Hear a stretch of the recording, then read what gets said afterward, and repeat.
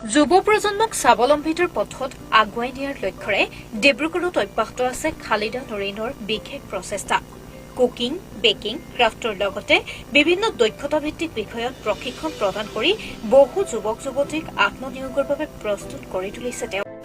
ইতিমধ্যে অনুষ্ঠিত হোৱা ফাষ্ট ফুড মাষ্টাৰ ৱৰ্কশ্বপে যথেষ্ট সঁহাৰি লাভ কৰাৰ পিছত আগন্তুক জুলাই মাহত আৰম্ভ কৰা হ'ব এটা নতুন বেটছ। এই প্ৰশিক্ষণৰ জৰিয়তে অংশগ্ৰহণকাৰীসকলে বিভিন্ন ধৰণৰ খাদ্য প্ৰস্তুতকৰণ, বেকাৰী সামগ্ৰী নিৰ্মাণ, হস্তশিল্প তথা ক্ষুদ্ৰ ব্যৱসায় আৰম্ভ কৰাৰ বাবে প্ৰয়োজনীয় ব্যৱহাৰিক জ্ঞান লাভ কৰিব।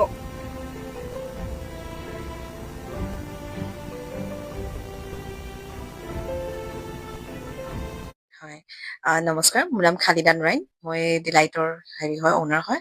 চ' মোৰ একচুৱেলি এইটো এটা প্ৰাইভেট অৰ্গেনাইজেশ্যন হয়, যিটো আপোনাৰ যিখিনি স্কিল ট্ৰেইনিং হয় মোৰ ইয়াতে দিয়া হয়। চ' এইবাৰ আমি ফাষ্ট ফুডৰ কৰিছোঁ।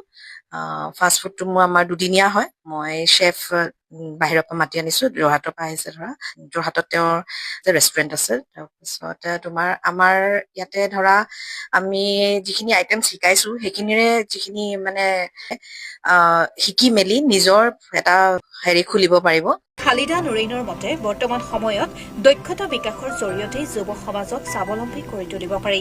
সেই উদ্দেশ্য আগত ৰাখি আগন্তুক জুলাই মাহত নতুন বেটছ আৰম্ভ কৰা হ'ব, য'ত কুকিং, বেকিং, ক্ৰাফ্টৰ লগতে বিভিন্ন জীৱিকামুখী প্ৰশিক্ষণ প্ৰদান কৰা হ'ব। বহুত ফিল্ড আছে, ওলাই আহিলে হয়। মই এতিয়া এইটো আমাৰ ফাৰ্ষ্ট টাইম ইন ডিব্ৰুগড়। যোৰহাটত আগত কৰিছো। চ' এতিয়া নেক্সট আৰু কৰিম বুলি আশা কৰিছো। এইবাৰ ৰেছপন্সটো আমি ভালে পাইছো। যিমান আশা কৰিছিলো সিমানতকে বেছিয়ে কেণ্ডিডেট পাইছো। আমি এনে মিনিমাম 10টা চিট ৰাখো এটা বেটছত, কিন্তু মানে ধৰা কেতিয়াবা বাঢ়ি যায়। এবাৰে 12 হৈ গৈছে। তাৰপিছত সেইটো কাৰণে ধৰা এক্সটেণ্ডেবল হয় আৰু তথাপিও মিনিমাম 10হে আমাৰ ষ্টুডেণ্টৰ শ্লট থাকে। চ' নেক্সট আমি জুলাইত আকৌ ষ্টেপ এটা ল'ম। আমাৰ মানে এইটো ডিপ্ল'মা টাইপতে থাকিব, এভৰিথিং থাকিব। ত' যাৰ যি ইচ্ছা ধৰক, কোনোবাই কেকছৰ কৰিলে, বেকাৰী কৰিলে, তাৰপিছত ফাষ্ট ফুডৰ।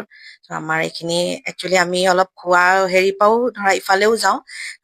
যিখিনি আৰ্ট এণ্ড ক্ৰাফ্ট, আজিকালি ক্ৰছেট, মই নেক্সট এতিয়া ক্ৰছেটৰ এটা কৰিম। উল্লেখযোগ্য যে দক্ষতা বিকাশ, আত্মনিৰ্ভৰশীলতা আৰু আত্মনিয়োগৰ নতুন সম্ভাৱনা সৃষ্টি কৰা এই উদ্যোগে ইতিমধ্যে বহু যুৱক-যুৱতীৰ জীৱনত ইতিবাচক পৰিৱৰ্তন আনিবলৈ সক্ষম হৈছে।